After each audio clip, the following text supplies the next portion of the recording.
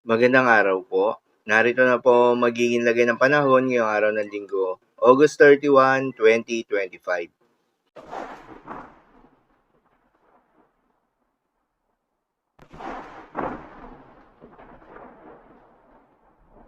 Sa kasalukuyan na tayong sa pag-asa, yung binabantayan na low pressure area sa labas ng Philippine Area of Responsibility ay tuluyan na nga nakapasok ng Philippine Area of Responsibility at patuloy na nakakaapekto yung trough or extension nito sa may eastern section ng ating bansa. Dahil dito ay asahan yung maulap na kalangitan na may kalat-kalat na mga pagulan at thunderstorms. Southwest monsoon naman o hanging habagat o yung hangin na nanggagaling sa may timog kanluran ang patuloy pa rin nakakaapekto sa may western section ng Southern Luzon, Visayas at Mindanao.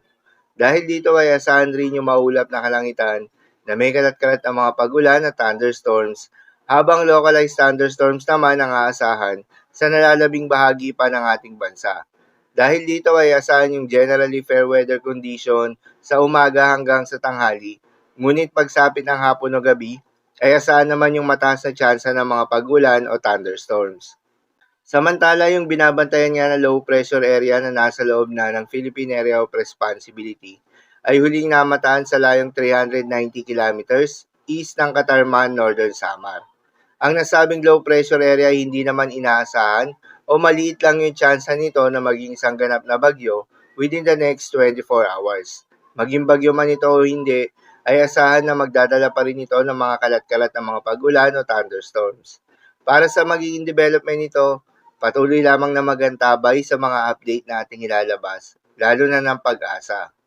Para naman sa magiging lagay ng panahon ngayong araw ng linggo, dahil nga sa epekto nitong trough or extension nitong low pressure area, asahan sa Bicol Region, Eastern Visayas, Caraga at Davao Region, ang maulap na kalangitan na may kalat-kalat ng mga pagulan at thunderstorms. Posible ang mga pagbaha o pagguho ng lupa due to moderate to at times heavy rains. Habang sa Mimaropa, nalalabing bahagi ng Visayas at nalalabing bahagi ng Mindanao, ay asahan rin yung maulap na kalangitan na may kalat-kalat na mga pagulan at thunderstorms na dulot naman ng southwest monsoon. Posible rin ang mga pagbaha o pagguho ng lupa due to moderate to at times heavy rains. Habang sa Metro Manila at nalalabing bahagi pa ng Luzon, ay asahan naman yung bahagyang maulap hanggang sa maulap na kalangitan na may kalat-kalat na mga pagulan o thunderstorms na dulot ng mga localized thunderstorms. Posible rin na mga pagbaha o pagguho ng lupa during severe thunderstorms. Madalas, nabobo ang mga thunderstorms na ito tuwing hapon o gabi na nagtatagal ng 1 hanggang 2 oras. Kaya naman ingat sa mga posibleng banta ng pagbaha at pagguho ng lupa, lalong-lalo na sa mga lugar na inuulan na noong mga nakaraang araw pa.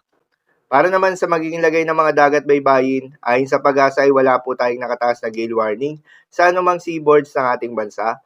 Kaya naman malayang makakapamalaot yung mga kababayan nating mangingisda at yung may mga maliliit na sasakyang pandagat, ngunit pinag-iingat pa rin, lalo na kung meron tayong offshore thunderstorms activity, asahan yung paglakas ng hangin at kakakibat nito ay pagtaas rin ng mga pag-alon.